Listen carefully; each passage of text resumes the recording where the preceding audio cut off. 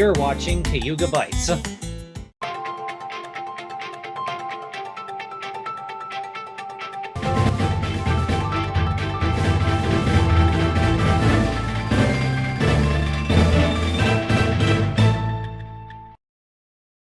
Hello, everyone, and welcome to Cayuga Bytes. My name is Mike. Joining me today is Josh, Mary Jo, and Caleb. Hey, everybody. Hi. How was everyone's weekend? Pretty good. Studying. Pretty good. He's worked a lot. So for those of us graduating, Governor Cuomo announced this has been a long year. The graduation ceremonies we think are important, and we hope schools have graduation ceremonies. We just want them safe, and we want them smart. But we deserve a break, and students deserve their day of graduation. Families deserve a little good news. I agree, Governor Cuomo, I agree. I wish that I could walk the stage physically, but can't always get what you want. I'll take it. I just want to graduate and get my diploma. And now joining us is Corinne. How's it going, Corinne? Going good. Caleb, any thoughts on graduation? I'd say I'm not particularly worried whether we have a big ceremony or not. It doesn't really make too much of a difference to me. I mean, as long as I get my diploma, I'm good with that. But I can't say that I'm too worried about big huge ceremony. We just gotta do what we gotta do to help keep ourselves safe and protected. Do you have any thoughts on graduation? I don't even know when that's really happening. I don't really think I've been provided any information on that. Which is definitely excusable given the circumstances. Just because people probably don't really know what's going on with that, like if we were having a ceremony or not. Which I agree with Caleb. I'm not really too worried about it as long as I get my diploma. I think I'll be quite all right. Says here that commencement is scheduled for Sunday, May 23rd. Oh, okay. Thank you. Says it on the academic calendar that you can find on the college's website. Oh, I didn't know that.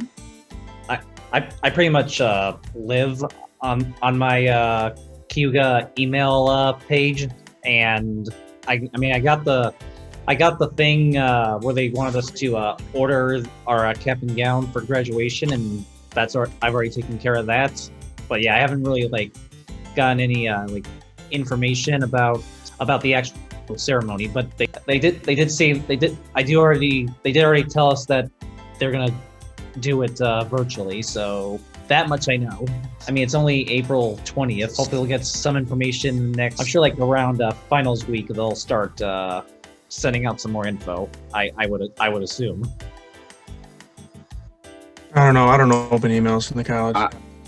I check my emails every day just because I have to, and I don't know. I haven't seen any updates or anything special.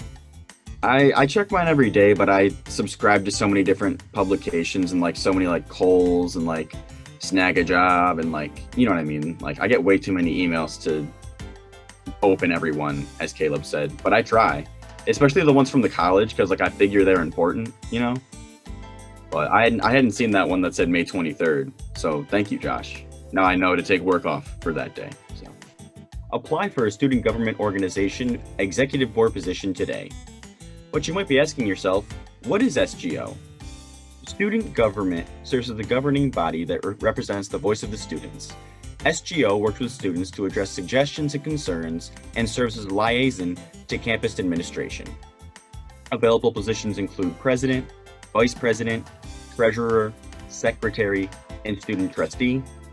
SGO members are paid, and students must have a cumulative GPA of 2.5 or higher and must be returning for the 2021-2022 academic year. Applications are due April 23rd. If you have any questions, you can email Liz Gallo at egallo@cayuga-cc.edu. Current SGO president Akira Huber had recently announced in an email that the last Senate meeting of this semester was canceled. No reason was given.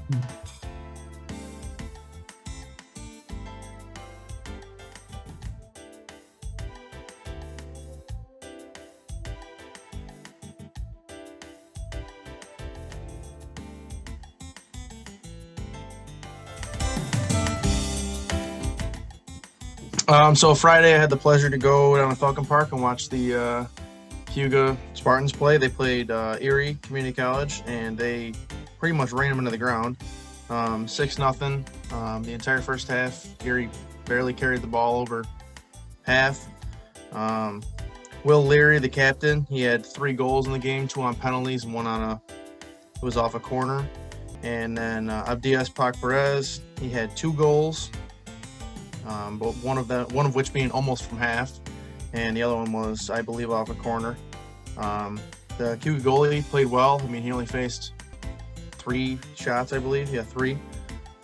So he didn't have too much going on back there, but they pretty much dominated offensively the entire game. I mean, Didn't Cayuga have like 25 shots on goal? Yeah, they had 25 And Erie total had shots. 3? 3. And one of which I wouldn't What's the that difference? they ruled a shot on goal. I wouldn't even really consider it one, because it wasn't even close to the net. And you said Abdias Oh, yeah. had a goal from like half? Yeah, it was he was about 6 steps over the half mark and just dropped it in. So it was a great. He played well. They all played well. I mean, it was just they stood out just because they were the ones that scored the goals. But fortunately, there's not too much else really that happened because they didn't give Erie the ball at all. It's impressive. Yeah, it was fun to watch. So yeah, they're 2-0 in the season, and they play next the 23rd at Mohawk, and then they're going to play Friday the 30th at Niagara. So in other sporting news, the baseball team split a doubleheader against Herkimer on Sunday. They won the first game 4-1, and they lost the second 8-3.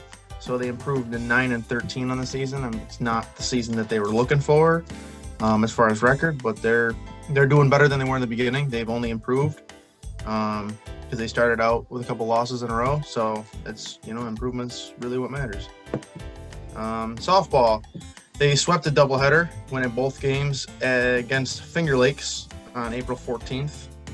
They won both games 5-4. They improved to 3-10 on the season. I'm sure that's not exactly what they were looking for, but they also started just the same as baseball, that they were a little slim in the win department in the beginning, and now they're certainly improving, which is all we can look for. I think with, not being able to practice for so long, it's kind of hard to, Oh, absolutely.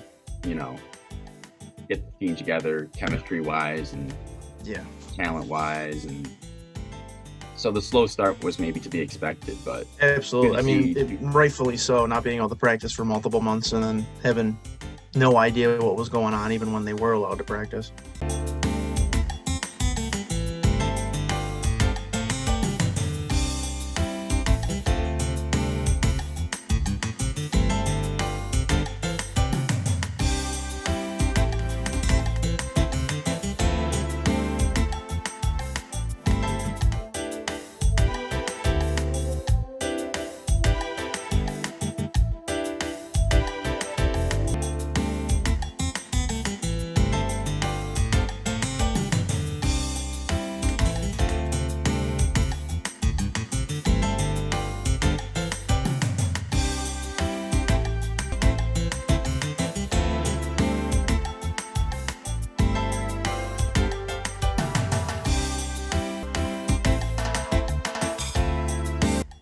calling all faculty and staff, you are invited to play now and then.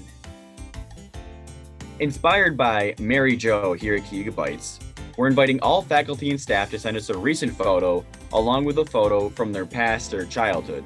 The Byters will then try and guess each staff member from their past photo.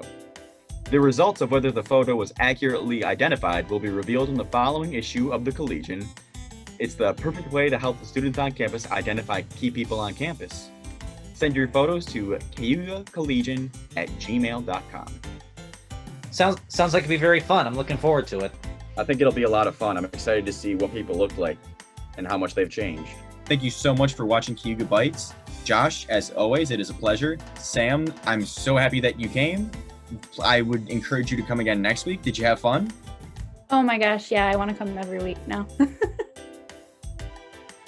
I mean, you were just giving out gems as far as mental health goes. Like, everyone should listen, whether they're a student or not, in my opinion.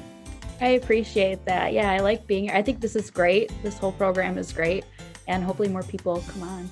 And like that just shows like we just need more students to come on here. Like everyone, like my thing is like everyone's a celebrity, right? Like everyone has a story, you know what I mean?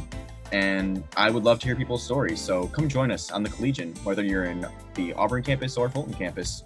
We want to hear from you.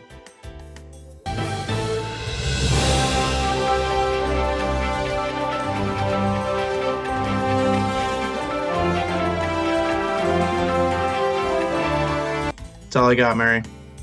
All right. All right, I got the clapping hands. Is Mike meditating or is he frozen? Ladies and gentlemen, it would have appeared that Mike has frozen on us. You just have to love Zoom. That's all I got, Mary.